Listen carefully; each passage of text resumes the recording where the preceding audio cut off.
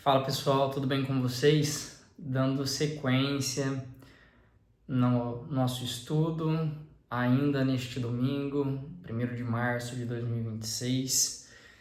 Agora eu sigo com vocês para aquelas 6 primeiras páginas do livro Estado Vibracional que combinamos de vocês terem estudado primeiro para depois virem para cá para a aula para a gente discutir. Tá? Então é importante que se faça o estudo prévio. Eu anotei algumas coisas aqui que eu achei relevante para poder abrir um pouco mais. Então, quando ela entra no prefácio, aqui na página 1, quando discutimos, né, o prefácio que foi escrito, eu falei ela, mas falei errado. O prefácio que foi escrito pelo Maximiliano de Bianchi, tá? Então, ele diz assim: quando discutimos o estado vibracional, não nos estamos referindo a um fenômeno do nosso corpo físico, mas do nosso corpo energético, uma complexa estrutura que conecta o intrafísico com os aspectos mais sutis, extraordinários, extrafísicos da nossa manifestação. Então, o primeiro ponto aqui é o seguinte: intrafísico, ele está se referindo ao corpo biológico, tá?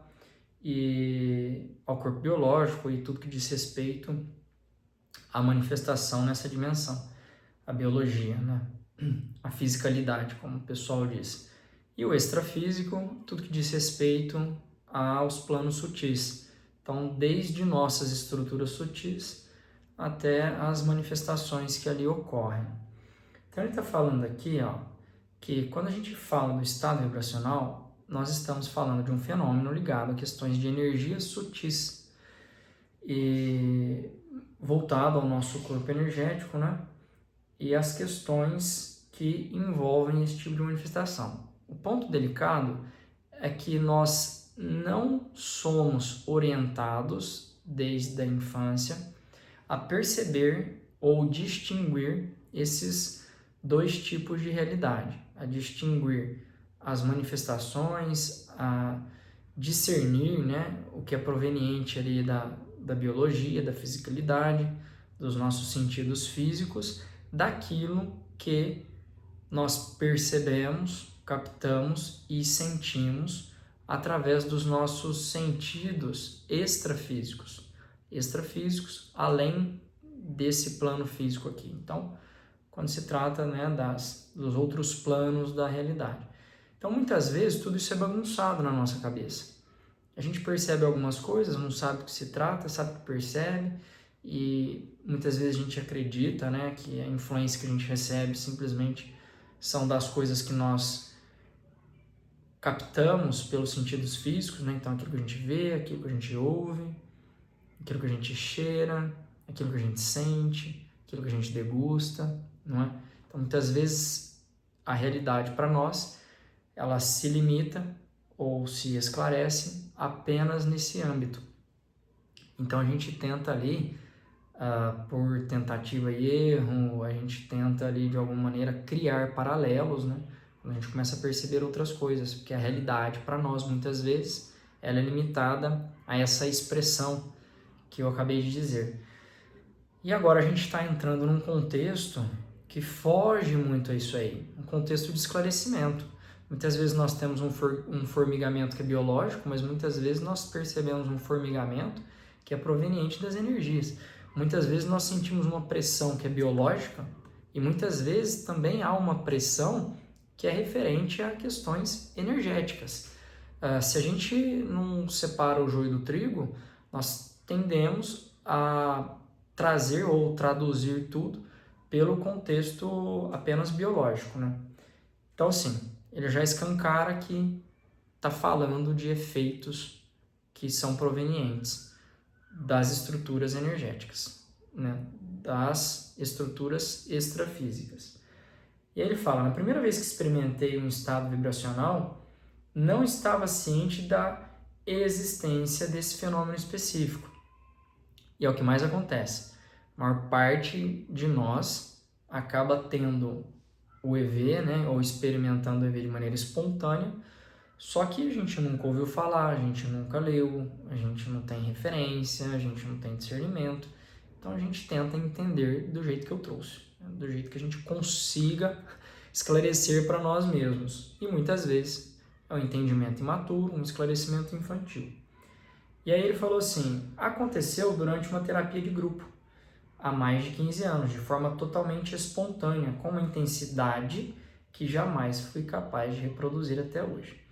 O meu primeiro EV também foi assim, uma intensidade, eu não posso comparar com de outras pessoas, porque eu não tenho ali referência para fazer isso. Mas comparando eu comigo mesmo, o meu primeiro EV que foi espontâneo, ele também, pelo menos o primeiro que eu registro nessa encarnação de maneira lúcida, ele foi mais forte que eu tive até hoje e ainda não consegui reproduzi-lo, né? Reproduzir ali nem próximo da intensidade que foi. E aí, indo para o terceiro parágrafo, ele fala assim, ó, de repente meu corpo começou a vibrar com uma energia incrível e em seguida uma profunda dor e tristeza saíram de mim. A energia circulando em meu corpo e mãos era tão intensa que não pude suportá-la e caí de joelhos. Estava agradecido por esse presente energético que permitiu que eu me libertasse da minha dor e tristeza. Essas são algumas consequências que mais para frente no livro vão ser esclarecidas, e à medida que vocês experimentarem também esse fenômeno, vocês vão poder perceber isso por si sós, né, que uma das consequências é o bem-estar. Então, o fenômeno do EV ele acontece por uma ampliação das frequências energéticas, o que promove para a gente um aumento de vibração. Esse aumento de vibração, obviamente, que repercute em uma melhoria do estado emocional, do estado mental, do estado energético, por aí vai, tá? Então, aí ele dá sequência, um incrível, pulando um pouquinho aqui o trecho, né? Um incrível padrão de energia vibracional atravessava meu corpo todo. Minha impressão era de que estava prestes a ser desmaterializado. Perguntei-me se outras pessoas no recinto ainda poderiam ver o meu corpo. Por que eu coloquei isso aqui? Porque pode parecer ridículo, mas eu já também tive esse momento de questionar isso aí frente a padrões energéticos extremamente intensos que eu estava vivendo. De me questionar, será que a outra pessoa está percebendo? O que será que está acontecendo? Será que ela está vendo alguma coisa? Tamanha a intensidade da energia, tamanha a mudança na sensação, inclusive física, que eu presenciava, né? E então eu já passei por isso também. Talvez você passe por isso. Então por isso eu trouxe aqui como um ponto de atenção. E dando sequência na próxima página, aí ele acaba assim, falando um pouquinho da Idanansi, né? Então tá falando assim, ó, uma pessoa me disse que existia um exercício de estado vibracional que poderia ser praticado para promover tal condição. Aqui ele está se referindo dessa condição que ele experimentou de maneira espontânea. Passou algum tempo, encontrou uma pessoa, essa pessoa falou isso para ele, né? E é disso que se trata. Quando a gente fala de desenvolvimento energético, primeiro a gente fala de esclarecimento, aí a gente vai falar de referências para poder entender, né, a partir da sua cultura, a partir da sua religiosidade, a partir da sua concepção de vida, para termos referências do que se trata, para a gente poder fazer paralelos, para a gente melhorar a nossa compreensão e para a gente poder replicar de maneira lúcida, porque é disso que se trata. Desenvolvimento, né, parapsíquico, desenvolvimento energético, desenvolvimento consciencial, se trata de nós podermos, por nossa própria vontade e interesse, promover padrões expandidos, padrões benéficos, padrões de melhoria no nosso estado e também, né, de alguma maneira, descarregar e transbordar isso nas pessoas, impactando o meio, impactando ali o coletivo de maneira positiva. Então a gente sai ali do estado passivo de viver para um estado ativo, na qual eu tenho que ter domínio sobre essas condições mentais, condições emocionais, condições energéticas. E aí depois ele vai falar aqui que eu vou destacar para vocês, né, do CDP, um CDP que é um curso também da IAC, No vídeo passado eu tinha esquecido, agora me lembrei, IAC significa International Academy of Consciousness. Então, a Academia Internacional da Consciência, tá? E aí o CDP, que é um curso que eles promovem lá, que é fantástico, que eu super sugiro também a todos. Eu já fiz e é um curso que vira e mexe, eu lembro dele, eu pego material, eu dou uma folheada e eu acabo ali percebendo, né, a profundidade que o curso traz. São conceitos básicos, só que são conceitos ali que norteiam o nosso paradigma, né? E aí eu trouxe aqui na segunda página da minha edição, no último parágrafo da segunda página, ele traz uma série de questionamentos que ele começou a ter quando ele começou a participar, né, a se envolver aí junto do IAC, junto das pesquisas, juntos do tema, quando ele começou a participar, a estar mais ativo, então ele começou assim, ó, perguntava-me o que estava realmente vibrando no meu estado vibracional e o que se devia à frequência dessas vibrações. Perguntava-me também se a sensação de aumento na frequência dessas vibrações ao passar do estado intrafísico para o extrafísico seria um fenômeno subjetivo de percepção ou um processo objetivo associado a variações quantificáveis na velocidade relativa de alguma substância não ordinária que circulasse por nosso campo energético. Seria ainda possível definir uma frequência, assim como fazemos na física, ao lidar com realidades não ordinárias, como é o caso dos nossos veículos sutis, e assim por diante. Não vou ficar lendo, mas são perguntas que muitas vezes podem e muitas vezes passam por nossa cabeça, né? A gente querer entender melhor o processo de uma maneira natural. Então, que energia que é essa? Como que se dá essa energia? Qual é a intensidade dela? Qual é a profundidade dela? Qual é a matriz de manifestação, né? Qual o elemento quântico ali envolvido? São inúmeras questões que podem passar quando a gente assume o caráter investigativo, né? Quando a gente veste a camisa do auto investigador de si mesmo.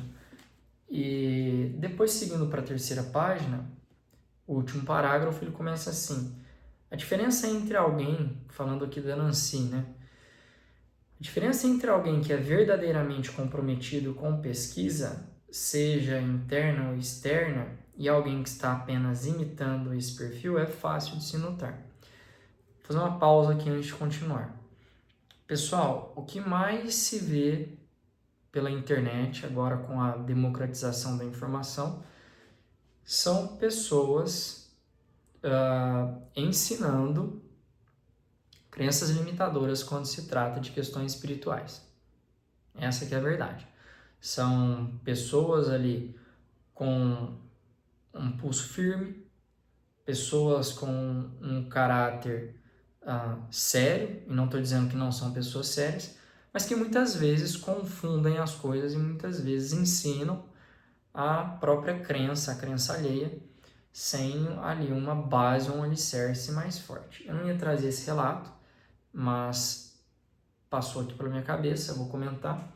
Certa vez, eu não lembro de onde eu tirei essa informação, se passaram para mim, se eu li na internet, se foi de uma palestra, mas certa vez um pessoal ligado ao kardecismo, que trabalhava com sessões de desobsessão, acabaram, por influência de assediadores, né, influência de zombeteiros, porém sem saber, né, esse mundo subjetivo, esse mundo parapsíquico, ele é complicado, e se a gente só tem a nossa referência como base, a chance da gente ter uma limitação, né, na clareza do processo é grande.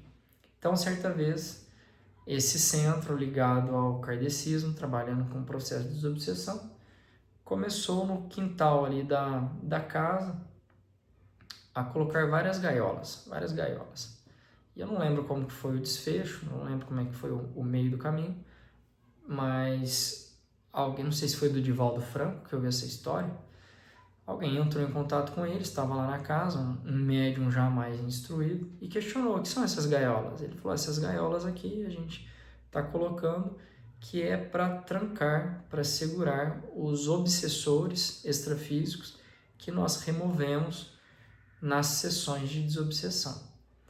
E vejam o tamanho do problema, né? Quem tem um pouquinho mais de conhecimento a respeito do assunto sabe que um espírito desencarnado, ele não vai ficar preso nem refém de uma gaiola física, de uma gaiola material, né? Então, os espíritos, eles têm plasticidade no corpo energético, né? no corpo astral deles, assim como nós temos aqui, mas o nosso corpo astral está encaixado nesse físico. Então, a plasticidade e a anatomia do corpo, a questão atômica a qual ele está desenvolvido, permite que ele passe, né, por essa cadeia física que a gente tem aqui de uma maneira muito natural. A gente vê isso aí nos filmes, né, os fantasmas atravessando parede, atravessando porta, o mesmo acontece. Por qualquer motivo que seja, então eles achavam que estavam de fato ali segurando, fazendo processo de desobsessão, segurando eles ali, quando era um ledo engano, uma questão de zombeteiros. Por que eu estou falando isso aqui de novo? Porque nesse mundo espiritual, né, da espiritualidade moderna, muitas pessoas estão ensinando pontos de vista equivocados na internet, e muitas vezes nós nos norteamos por essas pessoas. Cada um no seu quadrado, discirna, leve tudo, né, como uma possível verdade, mas questione, acima de tudo, sempre, tudo e todos, inclusive eu aqui, tá? E aí ele trouxe assim, é fácil separar essas pessoas, né? É fácil separar alguém que está verdadeiramente comprometido com a pesquisa de alguém que está apenas imitando, né, um comprometimento.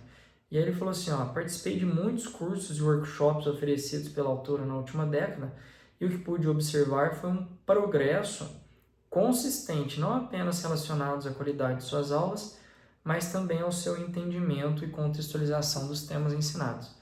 Então é isso, consistência, né? A pessoa melhorando o jeito de falar, o jeito de se comunicar, revendo conceitos, melhorando conceitos.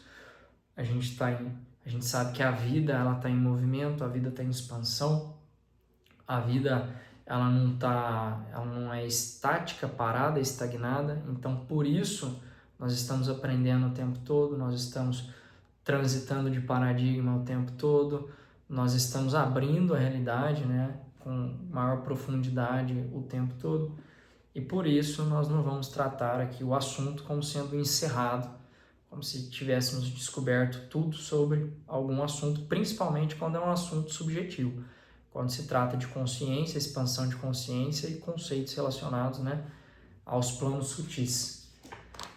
E aí na próxima página, ó, a sua abordagem desmistificada, além disso, era mais do que necessária em países como, mas não apenas, a Itália, onde em virtude de condicionamentos religiosos, muitos indivíduos ainda acreditam que mover energia pode ser prejudicial à saúde espiritual de alguém. Então, olha só, ele está falando aqui de uma outra questãozinha que ele trouxe para cá, mas isso é muito comum também aqui no Brasil. Conheço e conheci várias pessoas, várias entidades não estou falando assim de espíritos ou qualquer outra coisa, entidades, estou falando de ONGs, instituições, centros e tudo mais, né? Ligados aqui à nossa sociedade. Então, eu conheci várias pessoas, várias entidades que promoviam essa dúvida e esse medo. Olha, toma cuidado, ia conversar sobre energia, sobre saída fora do corpo, né? Viagem astral, no caso. E a pessoa, olha, toma cuidado em movimentar a energia, toma cuidado em desenvolver, toma cuidado em fazer isso aí, porque você pode se prejudicar. Porque você pode acabar queimando sua energia vital, queimando mais rápido sua energia vital. Um ledo engano, porque não é assim que o universo funciona. E aí falta um pouco de fundamento, falta um pouco ali de base para essas pessoas que acreditam nisso. Conforme ele trouxe, é um condicionamento mental. E um condicionamento mental que, se a gente não buscar outras referências, outras bases, questionar essas coisas, a gente não percebe que a gente está nesse condicionamento e muito menos a gente não vai ter ali alicerce para poder transcender algum tipo de condicionamento, certo? Então, o universo ele funciona pela lei do equilíbrio, é uma das leis que rege, né? Então, sempre tem alguém cedendo energia, sempre tem alguém emprestando energia. Tudo está trocando o tempo todo. Então, se está trocando o tempo todo, tem algum conceito ali que está mal compreendido por eles. À medida que eu movimento essa energia em mim, eu estou reciclando ela, tá? Isso é saudável, isso faz parte de um desenvolvimento lúcido, isso traz inúmeros benefícios que a gente vai ver ao longo do livro. E, obviamente, alguns cuidados a gente precisa ter quando se trata desse trânsito multidimensional ali, né? Sem fronteiras, na lei da equivalência, na qual semelhante atrai semelhante. Então, algumas orientações elas são necessárias, mas no frigir dos ovos, movimentar energia traz inúmeros benefícios. Como se eu estivesse limpando, reciclando, sutilizando a minha energia, promovendo mais bem-estar, dentre inúmeras outras coisas. E aí, para a gente encerrar, na última página, na página 5, né? Eu coloquei aqui, ó, então, do que se trata aqui esse livro? Ele esclarece, do ponto de vista dele, um manual prático detalhado no qual se podem encontrar indicações claras e precisas sobre como se deve trabalhar eficazmente com a própria bioenergia. A bioenergia é a energia vital, a energia da vida, energia mantenedora. E dominar a essencial técnica da OLVE para se obter estados vibracionais de crescente qualidade. É desnecessário dizer, para a gente concluir, é desnecessário dizer que trabalhar com o corpo energético e estudar suas propriedades são tarefas bastante complexas, de fato. O muito que a gente conhece é pouco frente à complexidade do assunto, frente à complexidade dessas estruturas. De fato, esse corpo é um elemento que, em nosso estado ordinário, está profundamente entrelaçado com o nosso corpo físico. Então já começa daí, né? O corpo energético nosso, se a gente dividir as camadas, indo até só o corpo das emoções, a gente tratar assim, fazendo um adendo aqui, tá? Se a gente entender que, em última instância, nós somos consciência, a consciência é o elemento primário, essa consciência, ela utiliza de alguns recursos para poder se desenvolver, para poder transitar entre os planos, para poder experimentar a vida, para poder evoluir para o caminho único que é da fusão com Deus. Então, evoluir entre planos, evoluir entre mentalidades, evoluir entre autodomínio emocional, dentre outras coisas. Então, essa consciência se utiliza de alguns veículos. O que é um veículo? É algo que transporta alguma coisa de um lugar para outro. Então, essa consciência, nós como consciência, utilizamos de veículos, ou seja, corpos, veículos para a manifestação da consciência. A gente vai ter um veículo, um corpo apropriado ao plano extrafísico, por exemplo, ao plano emocional ou plano astral, conforme o nome lhe convir. Então, nós temos um corpo apropriado, né? Também chamado de corpo astral, corpo emocional, duplo etérico, tanto faz o nome, que é apropriado às condições da existência do plano astral para que a nossa consciência possa se deslocar de maneira apropriada nesse plano. Temos o plano mental, então um corpo mental ou um veículo mental apropriado para a nossa consciência transitar, para a nossa consciência experimentar essa realidade de maneira lúcida ou de maneira inconsciente. Assim como nós temos um corpo energético, que para muitos não é um veículo de manifestação, mas eu trago aqui como a possibilidade, né, de manifestação da consciência, uma vez que a gente pode projetar a nossa energia à distância em vários lugares e perceber, né, informações, dentre outras coisas que existem naquele lugar.